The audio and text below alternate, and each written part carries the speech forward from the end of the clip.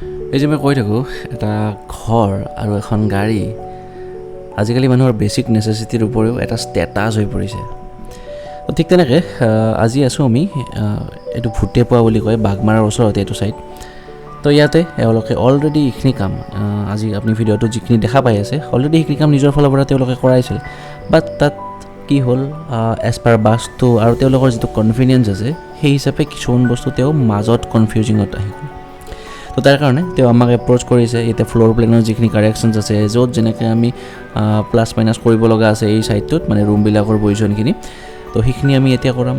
আৰু তেওঁলোকক এলিভেশ্যনৰ যিখিনি ডিজাইন আছে আমি যিটো এলিভেশ্যন ছাৰ্ভিচ এটা এক্সট্ৰা আৰু ডিজাইন হিচাপে প্ৰভাইড কৰোঁ, তো তাত যিখিনি তেওঁক হেল্প কৰিব পাৰি আমি সেইখিনি এতিয়া তেওঁলোকক প্ৰভাইড কৰিম।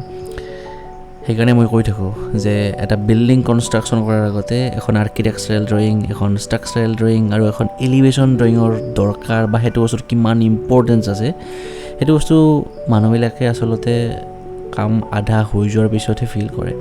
সেইটো বস্তু আগতে ফিল কৰক আপোনালোকেও। যদি আপোনালোকে ভাবি আছে এনেকুৱাকৈ এটা প্ৰপাৰ ইঞ্জিনিয়াৰিং ৱেত নিজৰ ঘৰটো কনষ্ট্ৰাকশ্যন কৰিম বুলি, বা নিজে কনষ্ট্ৰাকশ্যন কৰিম বুলিও যদি ভাবি আছে, তেনেহ'লে ডিজাইনৰ কামখিনি যদি আপোনালোকে আগতে হাতত তুলি লয়, সেইটোৰ কিমান সুবিধা সেইটো জানিবলৈ আমাক তলত দিয়া নম্বৰত যোগাযোগ কৰিব পাৰে। ধন্যবাদ।